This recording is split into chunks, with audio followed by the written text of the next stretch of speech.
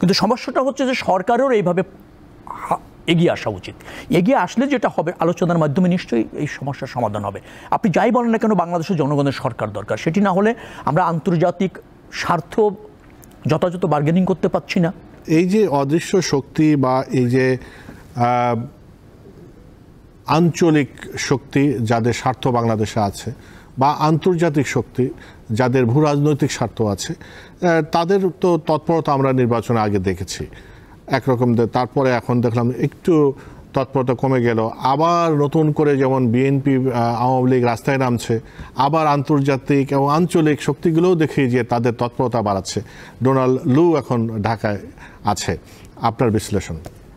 যেহেতু রাষ্ট্রে সংকট আছে, বহুমুখী সংকট আছে, অতএব আপনার মুভমেন্টও থাকবে, ডোমেস্টিক্যালি থাকবে, রিজিওনালি থাকবে, ইন্টারন্যাশনালিও থাকবে। এটা তো সত্য যে আমাদের গণতন্ত্র, মানবাধিকার, ভোটের ভিত্তিতে সরকার, এটা একটা সার্বজনীন সারা ওয়ার্ল্ড ওয়াইড সংকট ক্রিয়েট করেছে, এটা ঠিক।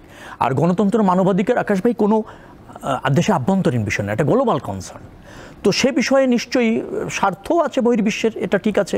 আবার গণতন্ত্র মনা বন্ধু রাষ্ট্রগুলিও চায় যে বাংলাদেশের গণতন্ত্র প্রতিষ্ঠিত হোক, একটা শক্তিশালী সরকার থাকুক, জনগণের যথাযথ প্রতিনিধিত্ব করুক, এরকম একটা সরকার, এটা তো অনেকে চায়। তো তার থেকে উত্তরণের প্রয়োজন রয়েছে। আমি এগুলিকে খুব নেগেটিভলি দেখি না, আমি পজিটিভলি দেখি। কিন্তু সমস্যাটা হচ্ছে যে সরকারেরও এইভাবে এগিয়ে আসা উচিত।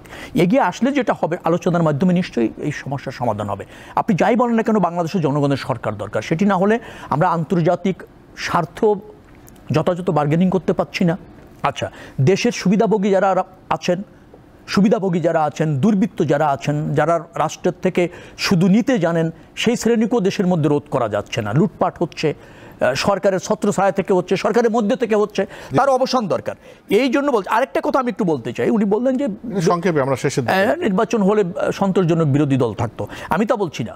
2018 যদি ক্রেডিবল নির্বাচন হতো এবং 2024-ও যদি ক্রেডিবল নির্বাচন হয়, বা এখনও যদি ক্রেডিবল নির্বাচন হয়, বিএনপি সম্মানজনক সরকারি দল হবে, দায়বদ্ধ সরকারি দল হবে, জবাবদিহি সরকারি দল হবে। সংকটটাই তো নির্বাচন, যেটা আপনারা করেছেন। নির্বাচন তো আমরা চাই। আমরা কি বলেছি তুমি ক্ষমতা থেকে সরো, আমরা ক্ষমতায় যাব? আমরা বলছি তুমি নির্বাচনের পথ রুদ্ধ করেছো। তুমি 14, 18 এবং 24-তে দলীয় সরকারের অধীনে নির্বাচন করেছো, সেই নির্বাচন 95% ভোটারই বর্জন করেছে। অর্থাৎ গ্রহণযোগ্য নির্বাচনের পথ রুদ্ধ করেছো তুমি। ওইটাই একটা সংকট, যে প্রক্রিয়া তুমি নির্বাচন করো। তুমি নির্বাচন প্রক্রিয়াটাই ভুলে গিয়েছো, ওটা তুমি একটা দখলীয় প্রক্রিয়া বানিয়েছো। নির্বাচন মানে এই নয় যে নৌকা মার্কা উইন। নির্বাচন মানে এই না যে সরকারি দল ঠিক করে দেবে বিরোধী দল কে হবে, কয়টি আসন পাবে। এটা মানে নির্বাচন না। নির্বাচন নামে প্রহসন করছেন কাউসার ভাই, ওর থেকে বেরিয়ে আসেন, তাহলে এই দেশ সংকট মুক্ত হবে। আর সেটা যদি বেরিয়ে না আসেন, যে প্রক্রিয়া ক্ষমতা আছেন তা স্বস্তির না, গর্বের না। এটা একটা পতিত রাজনৈতিক দলে পরিণত হচ্ছেন। আগে ডোমেস্টিক্যালি জানতো, রিজিওনালি জানতো, এখন ওয়ার্ল্ড ওয়াইড জানে। পতন আপনাদের হতেই হবে এই প্রক্রিয়া যদি ক্ষমতায় থাকতে যায়। সুমতি হলে ভালো, আর না হলে গণরায়ের ভিত্তিতে না।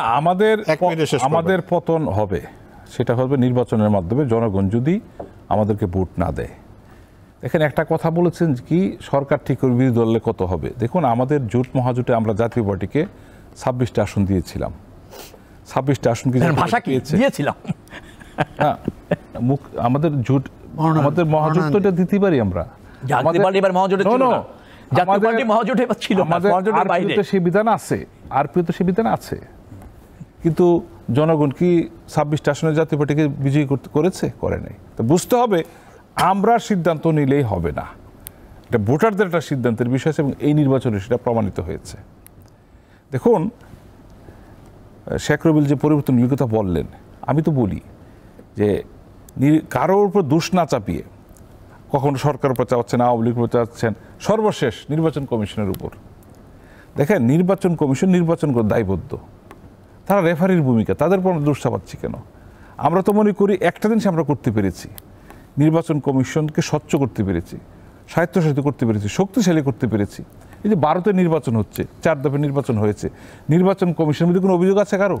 যে না, সেটা দলের বিরুদ্ধে আছে। এইটা তো আমাদের এই কালচার থেকে বেরিয়ে আসতে হবে। এটা তো নির্ভর করে রেফারি কখন বাঁশি বাজাচ্ছে। তবে যে হারবে সে রেফারির বিরুদ্ধে কথা বলবে, এটাই স্বাভাবিক।